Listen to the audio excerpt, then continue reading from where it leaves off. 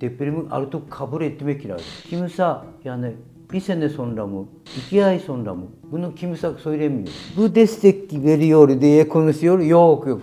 Birbirinize zarar veriyor.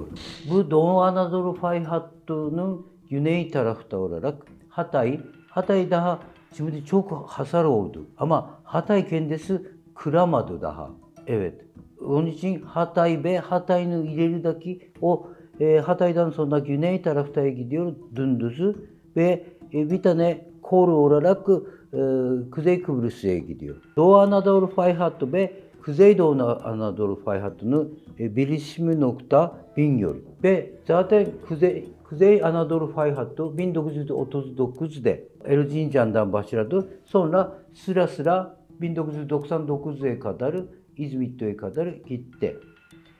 Ama doğu tarafta Erzincan'ın doğu tarafta Erzurum, Bingöl, Muş, Bitlis ve Van'a kadar. Van 2011'de deprem oldu ama o başka onun ileri için Van'a kadarını yerde olabilir diye düşünüyor. 3 tane levha var. Ya ben plaka diye söylüyor. Japonca olarak plaka diye söylüyor. Arap plaka var, Afrika plaka var ve Anadolu kendisi fay plaka var. Onun için bunu Doğu Anadolu fay hattı Elazığ'da 2 kere vardı. Onun için ve sonra Kahramanmaraş'ta uzun zaman normalde magnitudo 7 150 senede bir kere. Ama orası 50 sene, pardon 500 sene kırmadığı için onun için daha büyük deprem oldu diye söyleyebilir. Yani bu kadar sıra sıra büyük depremi tabii ki Türkiye'de ilk defa. Japonya'da bir kere 2 kere böyle vardı. Ama Türkiye için bu kadarını herkes düşünmüyordu. Aslında bu Anadolu fay hattı ve Afrika Arabı ve bu taraftasa Karadeniz ve Ege. Yani bu İstanbul, Marmara'sa bunu o bir tarafta için aslında direkt yok ama ben 30 sene bakıyorsa uzun zaman kırmıyordu. 99'un depremi var tamam ve 2011'de oldu ama genel olarak Türkiye yani Silivri'de 3 sene önce Silivri'de kırmaya başladı. Elazığ geldi. Bingöl tekrar Elazığ ve aynı zamanda Ege taraftanın Manisa, Muğla ve İzmir'de geldi. Yani genel olarak depremi Türkiye'nin biriktirdiği depreminin güç atmaya çalışıyor. Onun için ben de Aralık'ın yayında söyledim. Yani sanki Allah size uyarı veriyor. Yani büyük deprem geliyor için siz hazır olursun diye. İyi ki büyük deprem yani o anda ben söyledi ve keşke orasını insan veya devlet tarafta mı, belediye tarafta mı bilmiyorum ama biraz bir şey yaparsak. Bu ama tabii çok zor karar ama maalesef böyle oldu. Ama ileride daha olabilir için ve tam şimdiki teknolojide kimse yani bir sene sonra mı, 2 ay sonra mı bunu kimse söylemiyor. Mümkün değil. Söylüyor insan varsa tamamen dedikodu. Sadece 30 sene içinde yüzde kaç diye söyleyebilir. Ve depremi yani artık Japonya'da da Türkiye'de de depremi artık kabul etmek lazım. Allah korusun tekrar olmasın, kötü olmasın değil de yani kötü olacaksa ne kadar az olmaya çalışmak lazım. Ve 2015'ten sonra Japonya'nın birinci Kobe'de ve ikinci Sendai'de. Yani bu Kobe depremi ve Tohoku bölgenin depreminin olduğu yerde. Dünyanın depremi var ülkeleri topladı ve riskinin azaltma depremi konferansı yaptı. Ve bunun tabii ki örnek olarak biz nasıl yapıyorunu anlattı. Tabii Türkiye'nin AFAD'da geldi, katıldı. Biz hükümette, devlette ve belediyede ve şirketlerde okullarda hep beraber bunu nasıl yaparsa risk az olacak. Bunları hep beraber tek tek insanda yaparsa hesabı bu hasarı ne kadar oluyorunu hesabı var. Ama bu hesabını hep beraber yaparsa bu hesabını 70 yok oluyor. Yani %30 kalıyor ama %70 çok büyük rakam. Tamam öyle haresa biz artık ne zaman nedir de Türkiye, Japonya her yerde oluyor deprem. Yani özellikle Marmara bölgede yani bunun depremi olacaksa artık bir gün olacaksa beklemesin. Şimdiden hazır olsun. Bir gün hazır olmak lazımsa şimdi hazır olursun. Hazır oluruz. Evet. Ondan sonra bekliyoruz ve hazır olunca rahat olacak, panik de olmayacak ve ondan sonra lütfen gelmesin diye dua yap. Bu kadar masrafı ve normalde kullanmıyor ve yatak gibi bu çok yani zor ve yani bunu nerede satıyor yani iyi mi kötü mü hiç bilmiyor. Ama en azı mesela bizim ofiste masa çelikte yani deprem oluyorsa da sıkıntı yok gibi masa hazırlıyor. Bu zaten şantiyede yapıyoruz. Ayak çelik anlamında söylüyor. Ve kutu profilde. Böyle biraz yatak, güçlü yatakını seçsin ve güçlü yatakının yanında üçgen hazır olsun. Salonsa koltuk de. Tabii rahat oturabilir koltuk de iyi de ama güçlü mü değil mi? Biraz pahalısa da güçlü yaparsa. Yani bu yatağın o çok pahalı diye düşünüyor. Sizin söylediğiniz galiba. Ama böyle o kadar pahalı değil tipi yaşam üçgen olarak kullanıyoruz. Ve şimdi bizim ofiste Türk mühendisi arkadaşı var ve onu eskideki memleket olarak Kahramanmaraş ve arkadaşları da var. Bağlantı kuruyor ve maalesef kaybettiği arkadaşları da var ve bir kişi merdivanda kaçıyorken son yerde maalesef kaybetti. Ama evde kaldığı başka arkadaş. Şansdan üçgen gibi olduğu boşlukta onun için kurtarabilirdi. Binada en zor iş yapıyor neresi? Merdiven. Mesela inşaat demirinin usta en iyisi merdivende iş yapıyor. Çünkü merdiven zor işi orası ve küçük alanda çok ince yapmak lazım ve tehlikeli çok yani İzmir'deki depremde bina çoktu ama sade merdiven çoktu bina da var. Yani merdiven iyi yapmadığı için.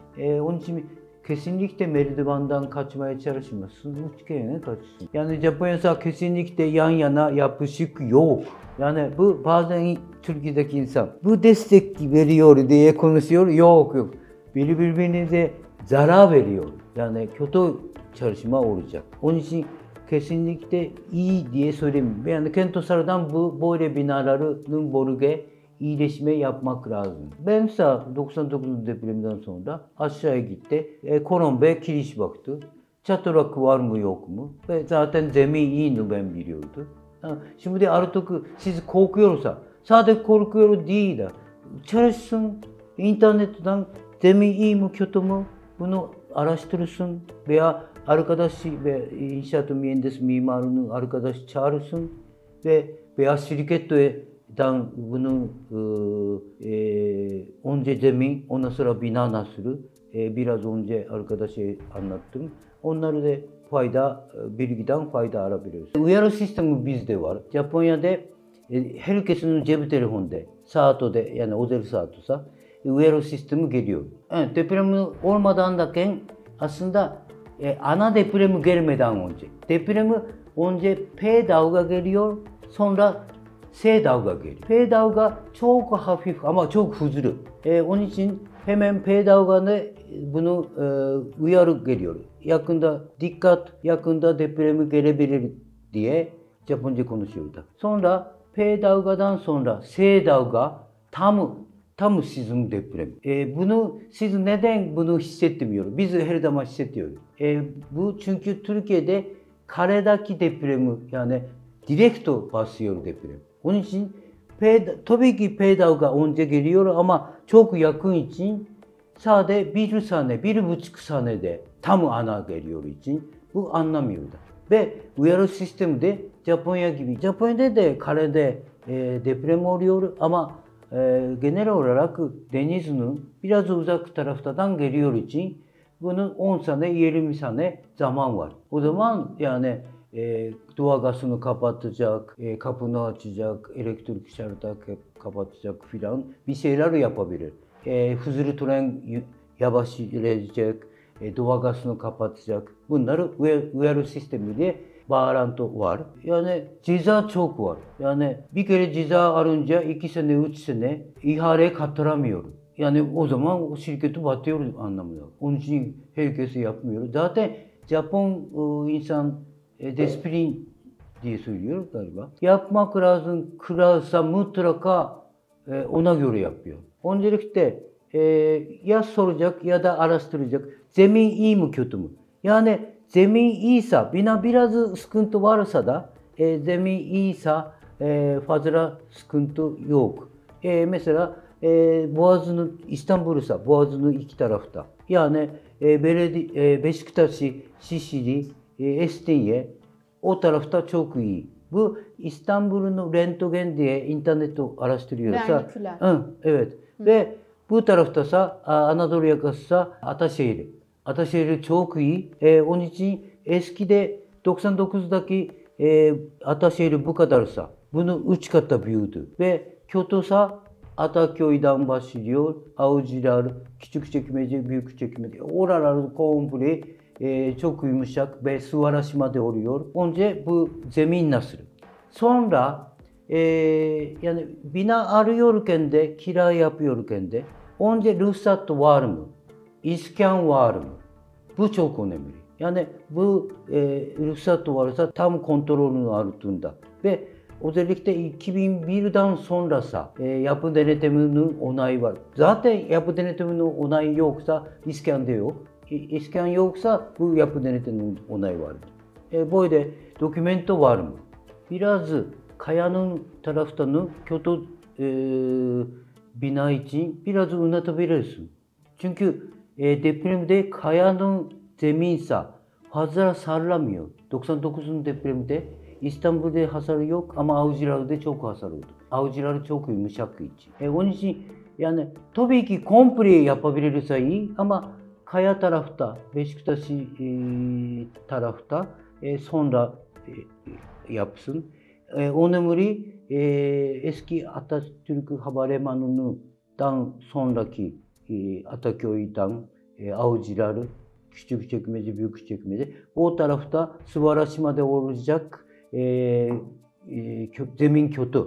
Öyle zeminin iyileşme, binanın iyileşme, güçlendirme oradan yapmak lazım.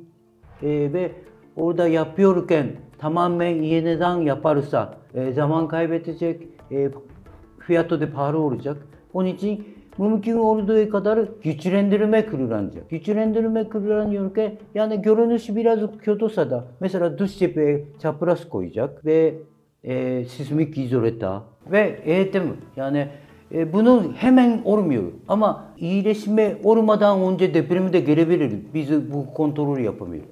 O zaman eğitim önemli oluyor.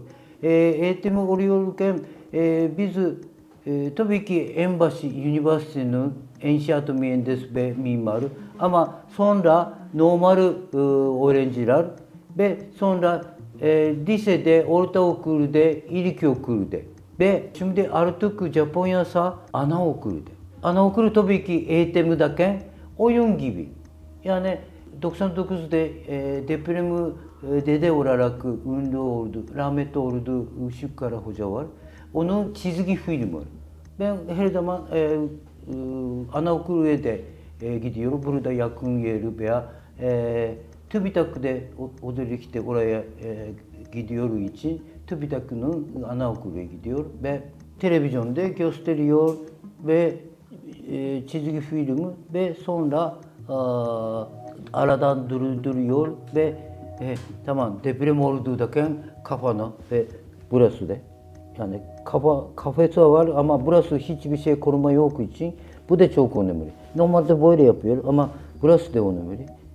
Böyle yapıp bu yaşam üçgeni yani çocuklar 2-3 kişi çağırıyor. Ben de bunu çıkarıyor ve beraber böyle oyun gibi yapınca çocukları yani bu çocuk 3 yaş 5 yaşlı çocuk beraber oynuyor ve ondan sonra bunları yaptığı çocuklar ilkokula gitti derken fen de depremi için yani veya dünya için öğrenmeye başlayınca ha o anda Japon amca söylediğinde bu diye anlayacak.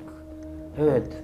Böyle eğitimi küçükten eğitimi çok önemli ve senede bir kere değil ayda bir kere yapmak lazım.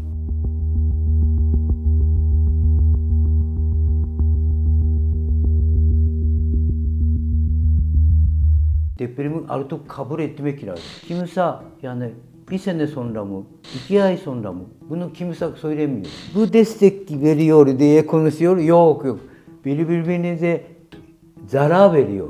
Bu Doğu Anadolu fay hattının güney tarafta olarak Hatay daha şimdi çok hasar oldu ama Hatay kendisi kıramadı daha.